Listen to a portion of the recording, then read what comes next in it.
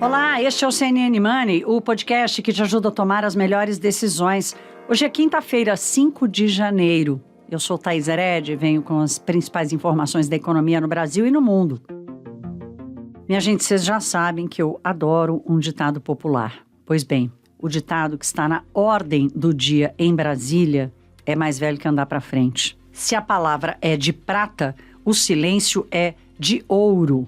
Esse ditado aparece, minha gente, depois do falatório desencontrado dos novos ministros. Há 3 dias que a gente vive assim, um dia de bomba, outro dia de desmentido. Às vezes, várias bombas e vários desmentidos em apenas 3 dias. 3 dias de governo, isso aconteceu. Há um esforço disperso, né? Se tem uma coisa que é ineficiente, é esforço disperso. Vale para a vida, né? Aliás, a minha meta para 2023 é fazer esforço inteligente. Então, vamos pensar assim, quando o esforço é muito disperso, ele é ineficiente. Portanto, há um esforço disperso, difuso, para tentar consertar essas bravatas ideológicas sendo ditas o tempo todo pelos nomeados pelo presidente Lula, que já custou ao governo a sua primeira crise de confiança, mas também custou ao país. A gente trouxe aqui já para vocês as perdas bilionárias em valor de mercado das empresas que estão listadas na Bolsa.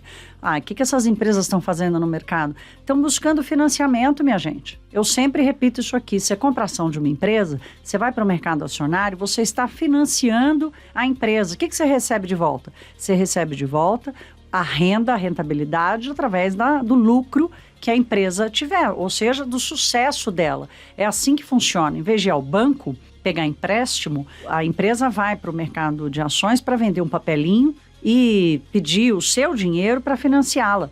E esse falatório desencontrado já custou bilhões em valor de mercado dessas empresas que estão listadas na Bolsa Brasileira. Agora, não foi só para essas empresas, foi para o país, porque o que a gente viu acontecer nas taxas de juros negociadas no mercado futuro, isso é custo de crédito na veia. Não tem uma distância, não é porque o crédito ou o título negociado, o papel negociado é janeiro de 2025, que isso não vai ter custo agora, porque time is money e o dinheiro ele tem valor no tempo. Se você toma decisão por um crédito hoje, ou se você tem uma dívida que tem alguma forma de atualização dos juros, você já vai sentir isso agora. Portanto, há, então, uma conta de crise de confiança, uma fatura de crise de confiança para o governo, há uma conta para as empresas que perderam bilhões em valores de mercado, isso na ponta retira riqueza também dos seus investidores, é óbvio,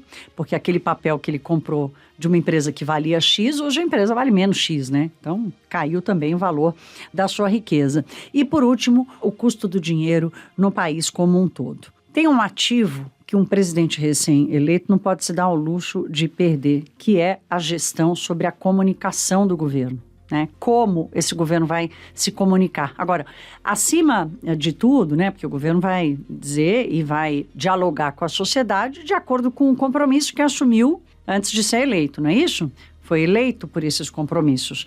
Mas é preciso haver coordenação e um controle sobre o que comunicar. Tá, qual é o assunto prioritário que a gente tem que insistir nele agora? Sobre quem vai falar. Um fala sobre isso, o outro fala sobre aquilo, né? E, especialmente, o que vai falar, em que momento.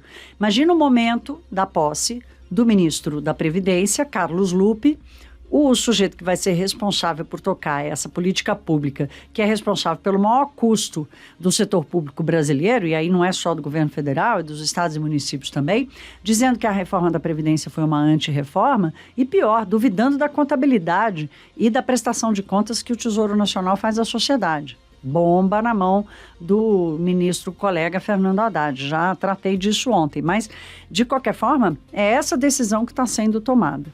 Tem uma ansiedade óbvia, tem uma busca por protagonismo político e essas duas coisas acabaram marcando esse início do 3º mandato de Lula. Apareceu o quê? Apareceu o pezão no freio de arrumação que foi acionado ontem, funcionou, tanto assim que o mercado se recuperou, a Bolsa conseguiu subir, Petrobras, que é destaque do episódio de hoje, já falo também, inclusive na contramão da lógica, porque o petróleo despencou lá fora, ou seja, tem muito risco embutido no preço. E essa reunião convocada pelo Lula primeira reunião com os ministros, que vai acontecer nesta sexta-feira no Palácio do Planalto, ela tem ali como prioridade colocar cada um no seu quadrado, né? Cada ministro na sua devida cadeira e na sua devida função. Amigão, essa cadeira aqui, ó, tá aqui o job description dela, né? Essa cadeira faz isso. Outra coisa tá para outro ministro, né? Então, o que o Lula vai fazer é cada um no seu quadrado. Esse descontrole percebido até agora, ele acaba intensificando uma cobrança muito forte, né?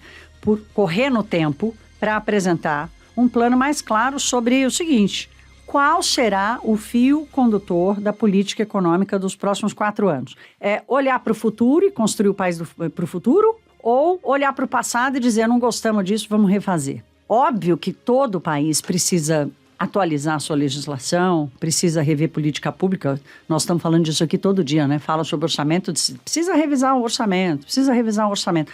Mas em termos de política econômica, inclusive para colocar lá, olha, nós vamos auditar o orçamento público para fazer algo lá na frente. Então, essa é a grande decisão e a cobrança aumentou muito, porque não dá para ficar gastando esse esforço disperso, difuso e, portanto, ineficiente, porque isso vai consumindo credibilidade. Credibilidade de um governo com um presidente que já foi presidente 2 vezes, que é uma das principais lideranças públicas e políticas do país ali, né? Se não há mais liderança política e pública do país, inclusive com representatividade internacional. Não adianta você não gostar. Não é gostar ou não gostar de Luiz Inácio Lula da Silva ou não. É o tamanho da representatividade da política e do setor público brasileiro. Ponto, né? Como liderança pública, na verdade, como liderança pública brasileira.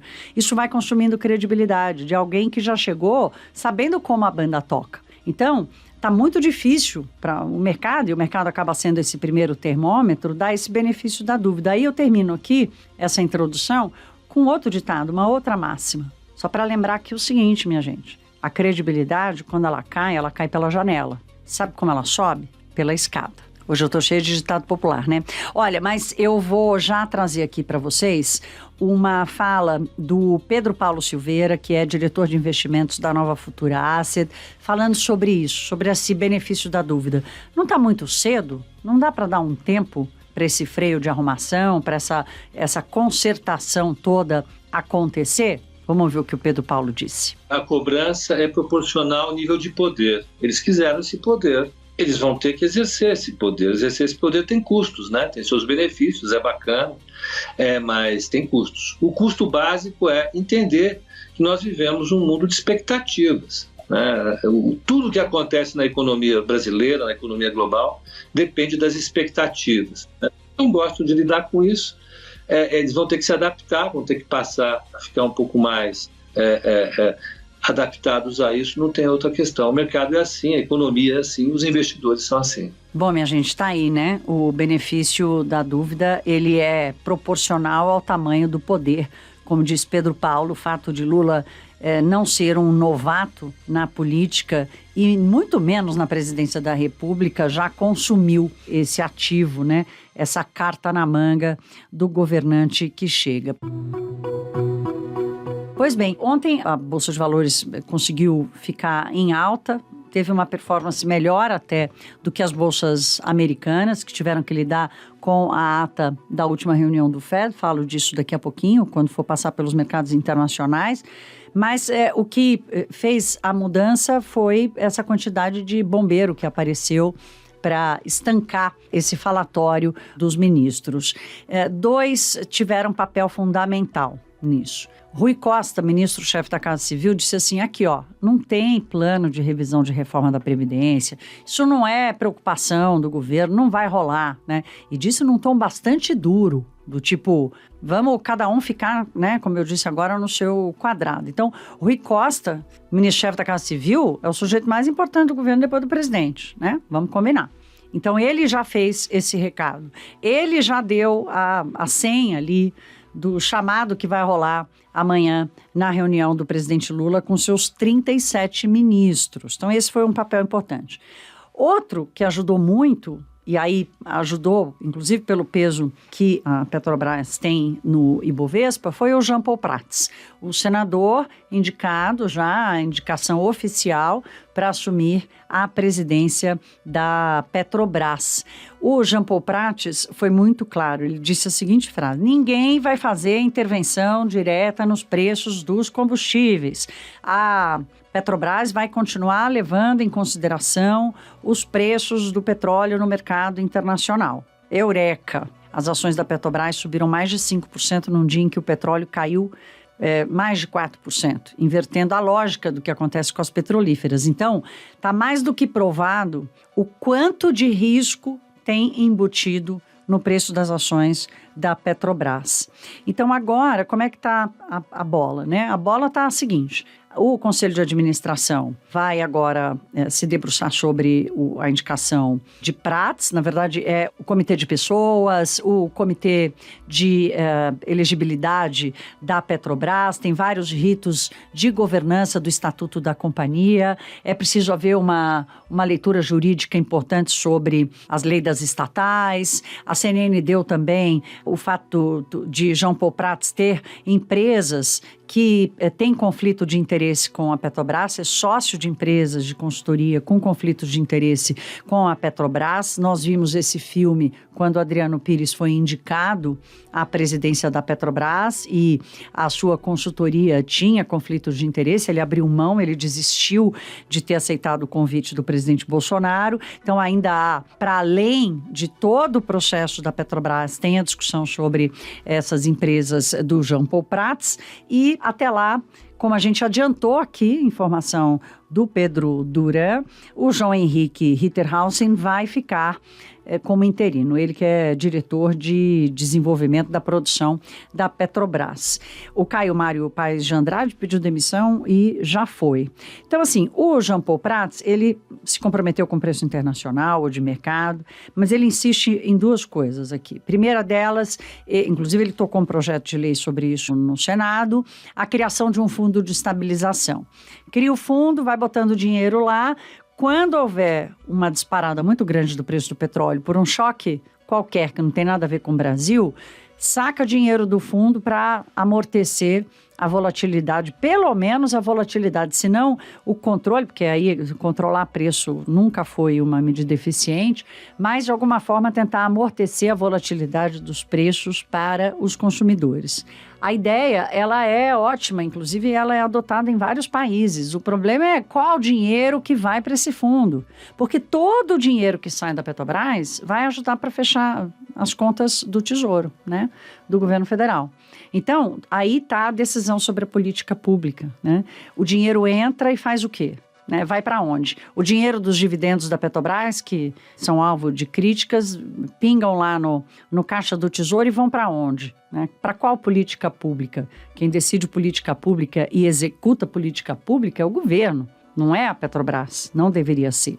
Então, primeiro ele insiste nisso e diz que está estudando a melhor forma de alimentar esse fundo, né?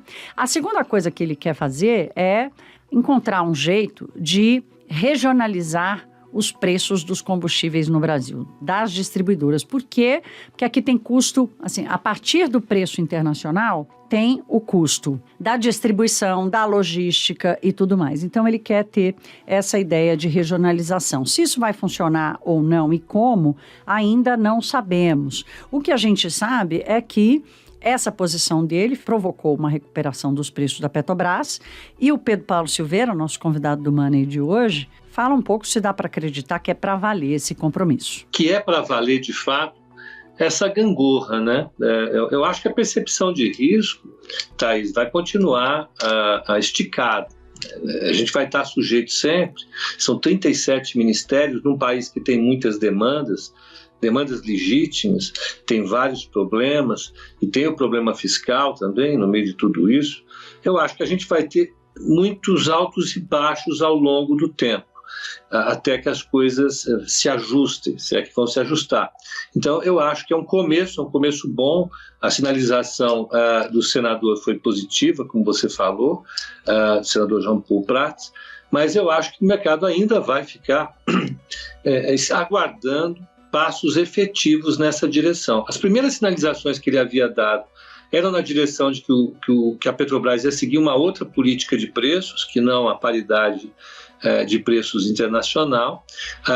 Agora, a gente precisa aguardar um pouco. Eu acho que o mercado ainda vai ficar um pouco desconfiado. Eu acho que precisam novos passos. Gente, vamos terminar o capítulo de Petrobras aqui, dividindo com vocês um levantamento que a gente trouxe hoje no Money, preparado pelo Matheus Apud, nosso super editor de economia, em que ele traz o levantamento da Reuters, mostrando ali a média de recomendações de compra, venda, supercompra ou neutra para as ações da Petrobras. E esse levantamento conta muito a história, explica muito a formação do preço das ações da Petrobras, o fato de elas terem caído quase 40% de 21 de outubro para cá, quando foi o pico histórico, tanto do valor de mercado quanto das ações da companhia.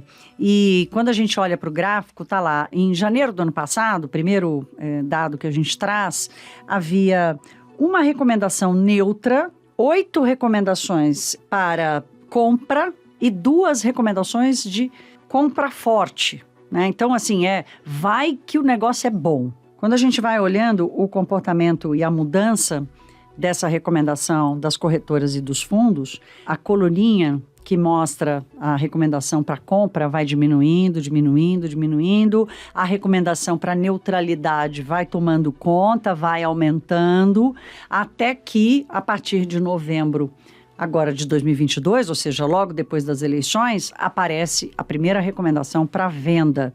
E de lá para cá, mantém-se uma recomendação para venda e hoje 8 das corretoras e fundos coletados pela Reuters indicam neutralidade e apenas 3 indicam compra. Então, 3 estão mais otimistas, contando que a governança da Petrobras é mais forte e vai resistir com mais força à tentativa de intervenção política. Os 8 que estão neutros estão dizendo assim, não dá para tomar decisão. É impossível tomar decisão agora, né? Está muito cedo para entender o que vai acontecer. E uma recomendação de venda. Portanto, está aí esse levantamento. E olha que outra coisa interessante. O preço-alvo médio das ações está em R$ 34,16. Hoje, as ações da Petrobras estão valendo R$ 22,00 e pouquinho. Então, tem um potencial de crescimento aí de quase 50% na relação com o preço-alvo da companhia. Esse preço-alvo já chegou a passar de R$ 55,00, tá? Quando a Petrobras estava ali dando sinais de que ia resistir, ia ficar tudo bem e tal. O preço-alvo chegou a mais de R$ 55,00. Agora está em R$ 34,00. O preço médio das recomendações, o que é quase 50% a mais do que os 22 de hoje. Portanto, tem um campo aí de oportunidade para ser conquistado com a Petrobras. Se você tiver curiosidade para ver como a gente apresentou esse quadro, tem cor e tudo, passa lá no nosso canal no YouTube para assistir esse pedacinho do Money na TV. Turma, Geraldo Alckmin, vice-presidente da República, tomou posse ontem como ministro da Indústria do Comércio, Desenvolvimento e Indústria do Comércio. Ele nem queria esse cargo, né? Mas ninguém topou. Todo mundo que o presidente Lula convidou, ninguém aceitou. Então, sobrou para o Alckmin. Ele fez um discurso ontem, defendendo a reindustrialização do Brasil, que isso tem que acontecer, uma política industrial moderna e tal, não sei o quê. Agora, ele disse uma coisa que chamou a atenção, porque ele disse assim, o BNDES vai ter que dar um jeito de baixar os juros e tal. Aí acende o alerta geral, porque dos maiores erros apontados do governo Dilma, final do governo Lula, do Lula 2 e toda a gestão de Dilma, foi exatamente uma exacerbação do uso do BNDES como indutor do investimento. O que aconteceu com o investimento no Brasil, quando o BNDES botou 500 bilhões de reais na rua de empréstimos com juros subsidiados? Alguém sabe o que aconteceu com a taxa de investimentos no Brasil? Despencou para o menor nível em sei lá eu quantos anos. Ou seja, quando o governo cria uma distorção para forçar uma situação que não responde a distorções, ou melhor, responde, mas não como quer o governo, acontece isso, né? Aconteceu na direção contrária, os investimentos despencaram. Portanto, o BNDES passou por uma reformulação na sua forma de dar crédito e tudo. O subsídio continua valendo, mas tem que estar no orçamento, precisa ser de novo, olha lá aí, uma decisão de política pública. Há uma preocupação muito grande de qual vai ser o papel de Aloysio Mercadante na presidência do BNDES. O BNDES, inclusive, está sem presidente, tem lá o Bruno Aranha como interino, porque Gustavo Montesano, que foi presidente no governo Bolsonaro, já foi exonerado do cargo. Não tem problema nenhum para a gestão, mas é normal esse vácuo numa troca de poder. Mas ainda precisa entender o seguinte, como é que o Aloysio Mercadante vai passar pelas exigências tanto do estatuto de governança do próprio BNDES quanto pela lei das estatais. Tem muita incerteza sobre isso, mas de qualquer forma, quando o ministro, que é também vice-presidente da República, diz que o BNDES vai ter um papel importante nisso, aí o mercado já fica preocupado. O Pedro Paulo hoje, para a gente encerrar a participação dele, explica um pouco por quê. Por que ficar preocupado se o BNDES vai dar crédito com juro menor na economia? Vamos ouvi-lo. Eu acho que a gente volta a um padrão de indução de crescimento que já existiu à larga no Brasil, não só nos governos do PT, mas antes. Então, eles vão tentar colocar de novo uma taxa de juros muito mais baixa para incentivar setores e empresas específicas. Então, a taxa cobrada pelo BNDES vai ser uma taxa mais baixa e isso tem efeito sobre todo o conjunto de taxas que o sistema financeiro nacional adota. Isso acaba influenciando todo o sistema financeiro nacional. Alguns economistas veem isso como positivo, né, no sentido de conseguir reduzir a taxa de juros cobrada pelos bancos. No entanto, isso atrapalha a política monetária que o Banco Central faz. Exige um esforço adicional do Banco Central quando a gente tem taxas de inflação crescentes. O problema do Brasil é a inflação no longo prazo. Isso vai contribuir, mais uma vez, para tornar o combate à inflação um pouco mais difícil, um pouco mais custoso. Eu, particularmente, acho que as últimas experiências que nós tivemos foram muito ilustrativas e eu acho que esse setor do governo ainda não entendeu exatamente qual deve ser o papel. Também fico apreensivo com isso. Tá aí, minha gente, um bom caldo de Brasil hoje para vocês. O que tem de importante na agenda é a posse de Simone Tebet, quem será o seu secretariado, como é que ela conseguiu formar esse time, né, que era uma busca por um time bastante técnico, então isso vai estar no radar. Mas antes de encerrar o nosso episódio de hoje, passar rapidamente aqui pela abertura dos mercados lá fora, uma abertura negativa, mas não que há uma notícia negativa, não. Ontem foi um dia positivo das bolsas, então tem uma acomodação aí, uma leitura da ata do Fed, do Banco Central dos Estados Unidos, que disse, calma aí, galera, o combate à inflação ainda vai durar, nós não vamos baixar o juro tão cedo, nós vamos continuar reduzindo o ritmo de alta, então as apostas para a próxima reunião do Fed, que é no comecinho de fevereiro, é para uma elevação de 0,25 pontos percentuais. Foi de 4 vezes, durante 4 reuniões aumentou 0,75, aí a última aumentou 0,50 e a expectativa para a próxima é de continuar essa redução. Ainda não se sabe ainda até onde vai. Hoje a taxa de juros está em 4,5%. Então, esses recados do Banco Central assimilados, então as bolsas lá fora vivendo sobre isso e também sobre dados da atividade econômica na Europa e também nos Estados Unidos. Hoje parece ser um dia mais morno de novidades, pelo menos no mercado internacional, de repente pode até ajudar o mercado aqui no Brasil. O episódio de hoje termina nesta quinta-feira, mas amanhã tem mais e eu espero por vocês. Até lá, um beijo, se cuidem.